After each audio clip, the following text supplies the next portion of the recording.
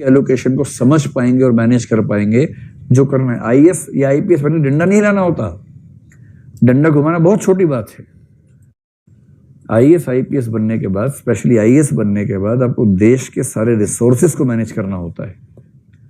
और जो व्यक्ति, भाई आप आईपीएस ही बन गए, सभी राज्यों के तुलनात्मक आंकड़े अपराध के आपके सामने रखे हुए हैं। आपके जिले में पिछले 5 साल के अपराध के आंकड़े तुलनात्मक रूप से कोई वेन डायग्राम चार्ट में है, कोई टेबल में है, कोई ग्राफ में है, और आप कह रहे हैं किसी को बुलाओ समझा के बताओ क्या लिखा है इसके अंदर। ईमानदारी की बात बता रहा हूं आपको मैं। जो लोग आईआरएस बन के जाते हैं ना इंडियन रेवेन्यू सर्विस में, उनके जो जूनियर्स होते हैं असिस्टेंट, वो आते हैं एसएससी से, ठीक है, एसएससी जानते हैं ना। और एसएससी में क्या पूछते हैं, गणित आनी चाहिए, रीजनिंग आनी चाहिए, इंग्लिश आनी चाहिए। और वो गणित, रीजनिंग, इंग्लिश में इतने हाई लेवल के लोग होते हैं, जबरदस्त उनकी पकड़ होती है इन चीजों में। रीजनिंग, उनसे आप रीजनिंग चलते पूछिए, सभी गधे कुत्ते बोलेंगे हाँ हाँ चलो आगे बताओ, सारे कुत्ते गिलास हैं, ऐसे जवाब देंगे इतना बढ़िया। और वो बनते हैं रेवेन्यू में असिस्टेंट। तो वो असिस्टेंट है, यानी प्रमोशन के बाद बनेगा आईटीओ, इनकम टैक्स ऑफिसर, और आईटीओ लंबी प्रमोशन के बाद बनेगा assistant commissioner of income tax, जो कि आप बनेंगे ज्वाइनिंग के दिन, एसीआईटी। और ये एसएससी वाला व्यक्ति 11 साल के सर्विस के बाद एसीआईटी बनेगा, जो आप डे 1 पे बनेंगे।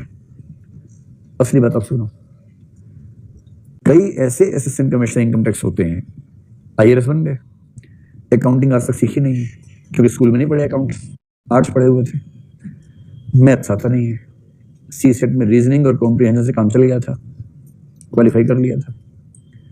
इंग्लिश आती नहीं है, हिंदी माध्यम से है, इंग्लिश उतनी ही आती है कि बाई चांस क्वालिफाइंग पास हो गया मेंस में, पीली चिट्ठी नहीं आई, ठीक। ये बहुत रेयर कॉम्बिनेशन है, ऐसा कॉम्बिनेशन बहुत सारे लोगों में होता है, बहुत लोगों में। और इंटरव्यू ठीक से हुआ, सीधे आईआरएस में लैंड किया, ट्रेनिंग हुई आईआरएस की, ट्रेनिंग में आते हैं सीए, इनकम टैक्स एक्ट सिखाते हैं, और इस आदमी का दिमाग का धुआं हो जाता है इनकम टैक्स एक्ट समझ के। इनकम टैक्स कैलकुलेशन सिखा रहे हैं, कॉर्पोरेट टैक्स कैलकुलेशन सिखा रहे हैं, उसको लग रहा है कि अरे यार औरंगजेब कहाँ चला गया। हमें तो उसमें मजा आता था, ये क्या क्या सिखा रहे हैं हमें और क्यों सिखा रहे हैं। उसके बाद फाइनल हो गया, ट्रेनिंग पूरी। ट्रेनिंग में पास करना ट्रेनिंग एकेडमी की नैतिक जिम्मेदारी होती है, वरना यूपीएससी पे सवाल उठ जाता है। इसलिए आप वहां कितना भी खराब पढ़े, अंत में पास करवा देते हैं। यहां तक कि चीटिंग का ऑर्गेनाइज सिस्टम काम करता है वहां पर कि भैया पास होना है आपको, यूपीएससी की प्रतिष्ठा का सवाल है, किसको सुन के भेज दिया है। तो आखिरी एग्जाम में जब देखता है ऐसे पास नहीं होगा, इन्विजिलेटर बाहर चले जाते थोड़ी देर के लिए कि हम चाय पी कह रहे हैं, आप अधिकारी लोग हैं, समझदार हैं, चीटिंग नहीं करेंगे। हम 10 मिनट में आ रहे हैं, इसका संकेत स्पष्ट होता है कि भाई है ना 10 मिनट में आ रहे हैं, 10 मिनट काफी है, एग्जाम आसान है। और 10 मिनट में उसके बाद राम राज्य स्थापित होता है वहां पर, और उसके बाद फिर सब लोग पास हो जाते हैं। तो इनको लगता है हमारा झंझट तो खत्म हुआ, अब मिनिस्ट्री ऑफ फाइनेंस देखेगी बाद में। फिर वो फील्ड में जाते हैं। अब एक जिला या एक छोटा जिला उसके हाथ में असिस्टेंट कमिश्नर इनकम टैक्स, उससे बस 3 असिस्टेंट हैं, एक आईटीओ है।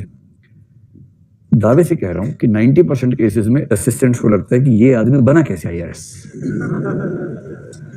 90% केसेस में ऐसी स्थिति होती है। मतलब आईआरएस ऐसे भी आईआईटी वाला था और आईएएस एग्जाम दिया, आईआरएस हो गया। जब वो बन गया तो ऐसे होता है, प्रभु आप आए आईआरएस बन गया, तो प्रभु वाले मूड में रहते हैं। कोई ह्यूमैनिटीज वाला, हिंदी माध्यम वाला पहुंच जाए वहां, जिसको मैथ्स के नाम से भूत आता हो जिसको, फिर देखिए असिस्टेंट्स को धीरे धीरे क्या होता है, काम सारे असिस्टेंट करते हैं। कोई काम है, सर बोलते हैं अरे भाई चौधरी साहब देख लो क्या है ये, कुछ इंग्लिश में लिखा, आप देखो क्या लिखा है।